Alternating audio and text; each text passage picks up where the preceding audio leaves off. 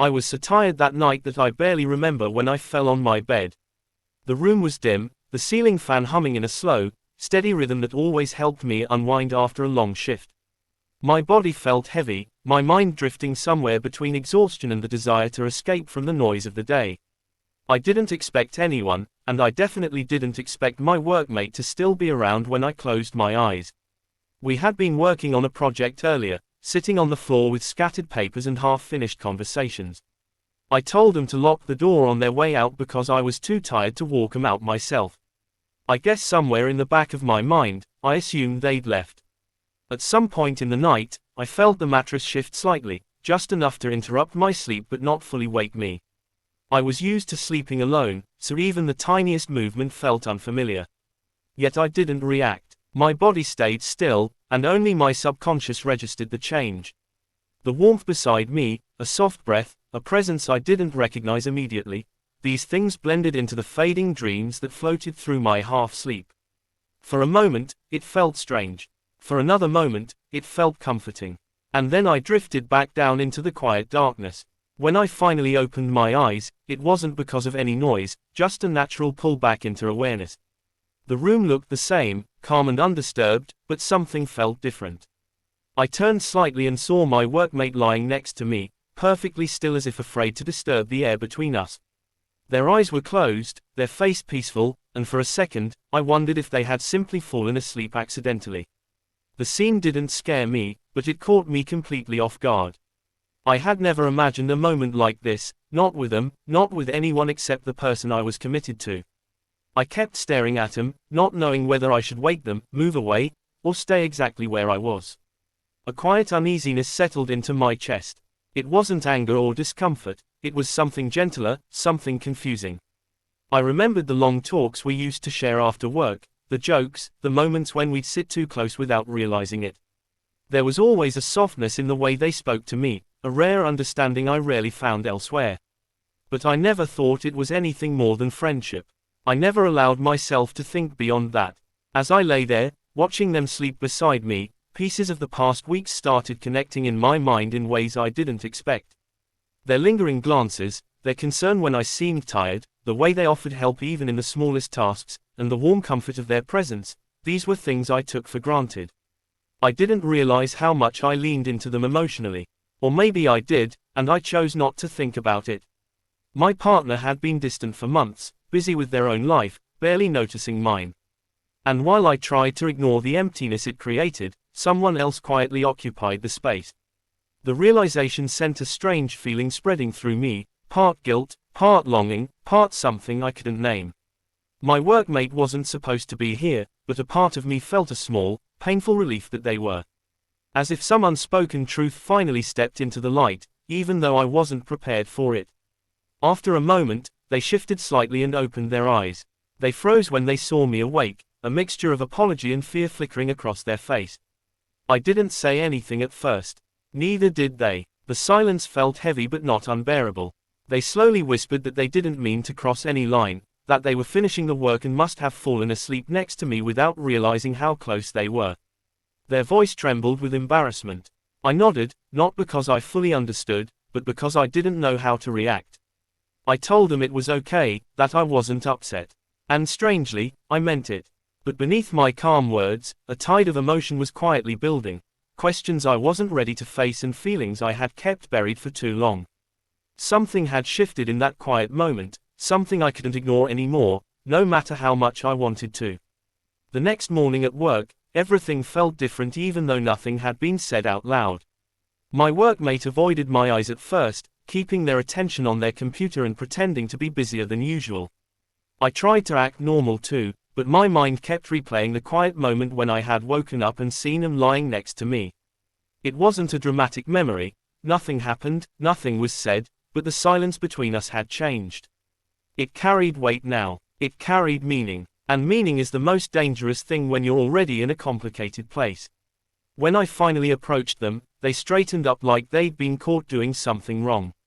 I simply asked if they were okay. They nodded quickly, too quickly, as if trying to shut down the conversation before it even began. But I could see the tension in their shoulders, the way their breath caught for a second. They weren't okay. And maybe I wasn't either. As the day went on, I noticed the small things, the way they lingered when handing me papers, the way their voice softened when they spoke to me, the way they smiled almost shyly whenever our eyes finally met. It wasn't new, but now I could see it clearly. Maybe I had been blind before. Maybe I didn't want to see. Maybe seeing it meant acknowledging a truth that scared me. During lunch, they finally sat beside me instead of across the room. They didn't say anything at first. They didn't have to. The silence between us was loud enough. Finally, they took a slow breath and said, in the quietest voice, that they hoped they hadn't made me uncomfortable. They apologized again for falling asleep beside me, insisting it was unintentional. But their eyes told a different story, one filled with fear, with care, with something more fragile than either of us wanted to name. I told them it was fine, and for a moment their relief was clear. But mixed with that relief was something else, disappointment, maybe. Or a hope they were trying to bury. And seeing that complicated expression stirred something inside me too, something I didn't want to feel but couldn't ignore. As the week continued, the closeness between us deepened in ways neither of us openly acknowledged. They understood my mood without me saying a word. They laughed at my quiet jokes. They asked about my day, my thoughts, my stress, things my partner hadn't asked in months. I noticed how easy it was to talk to them. How natural it felt to walk beside them. How their presence felt like a softness I didn't know I needed.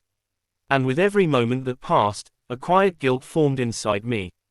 I tried to ignore it, telling myself that nothing wrong was happening. We were only talking, only working together, only sharing moments that meant too much. But emotional closeness can be a kind of infidelity too, and deep down I knew this connection was crossing lines I never intended to cross. One evening, as we packed up to leave work, they hesitated before walking out the door. I could see something weighing on them. I asked what was wrong, and they finally turned to me with a look that made my heart tighten. They said they had been thinking about that night, about waking up embarrassed, about feeling surprised that I didn't push them away. They confessed that lying beside me, even by accident, made them realize something they hadn't admitted before.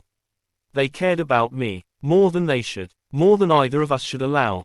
Their voice trembled when they said it, like they were afraid of ruining everything, afraid of making me uncomfortable, afraid of losing the silent closeness we had built over months.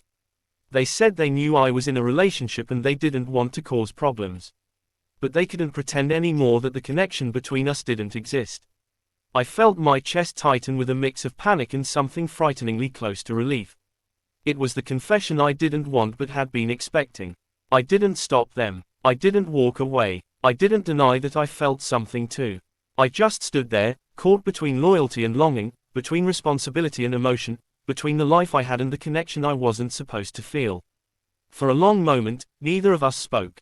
The weight of the moment settled between us like a secret no one else in the world would ever know. And that silence, that fragile, dangerous silence, changed everything. The days after their confession felt heavier than I expected. Every time I looked at them, I saw the emotion they were trying so hard to hide. And every time I looked at myself, I felt caught between two different worlds, one built on commitment, and the other built on unspoken longing. My partner sensed the change before I even said anything. They weren't angry, but they were distant, questioning, sensing the quiet shift in my energy. I couldn't deny that something had changed inside me, even if nothing physical had ever happened. At work, the atmosphere between my workmate and me softened again, but now it carried a new kind of tenderness. They didn't push the conversation further, and neither did I. But the silence between us felt full of everything we didn't say. Sometimes our eyes met, and in that brief exchange, I saw understanding, guilt, and something like heartbreak. They stayed respectful, keeping a distance even when it hurt, and that restraint somehow made me feel even more drawn to them. One evening, when the office had emptied and only the two of us remained, they quietly approached me. They looked tired, not physically, but emotionally worn, as if carrying something heavy they were finally ready to set down. They asked if we could talk, and I nodded, even though I knew the conversation would change everything again. We stepped outside, where the air was cool and quiet. For a long moment, neither of us spoke. They finally whispered that they didn't want to make my life complicated, that they didn't want to become a reason for conflict. They said they cared about me too much to hurt me, even unintentionally. Their voice trembled, but their words were steady. They told me they would step back, Give me space, let me breathe without their presence confusing my heart. I felt something inside me crumble at the thought of losing the small comfort they had unknowingly become. It wasn't love, not exactly. It wasn't desire either. It was something softer, something in between, the kind of connection that grows when someone sees you clearly during the moments you feel invisible. I told them I didn't blame them. I didn't blame anyone. Sometimes life brings people into your path at the wrong time, in the wrong way, but with the right intentions. They looked at me with a quiet sadness, and for the first time, I admitted that I had felt something too. I didn't try to deny it anymore. I didn't try to hide it. But I also admitted that I needed to choose honesty, not just with them, but with myself and with my partner. Hearing those words brought a strange relief to both of us. We weren't ruining anything. We weren't betraying anyone. We were simply acknowledging something that had grown without permission, something we both had to put gently back where it belonged. They nodded, accepting my words with grace, even though I could see the emotion behind the calm expression. Before leaving, they said they were grateful for every moment we shared, even the unspoken ones. They said that sometimes the deepest connections aren't meant to become stories, sometimes they're meant to become lessons. And maybe this was ours. I didn't know what to say. I just nodded, feeling the weight of the truth settle quietly inside me. As they walked away that night, the distance between us felt final but peaceful. It didn't feel like a loss. It felt like a chapter closing softly, without bitterness, without regret.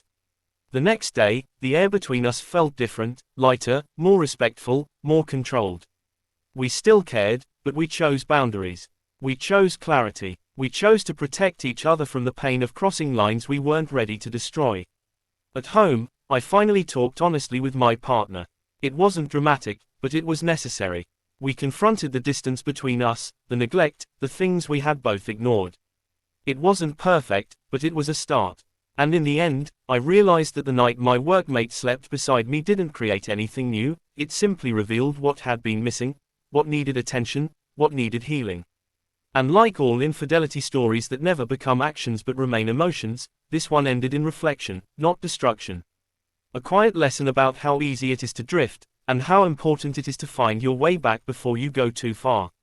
If you enjoyed this story, don't forget to hit the like button, subscribe for more dramatic infidelity and emotional LGBTQ+ stories, and turn on the bell icon so you never miss a new upload. Don't leave without subscribing, your support keeps these stories coming.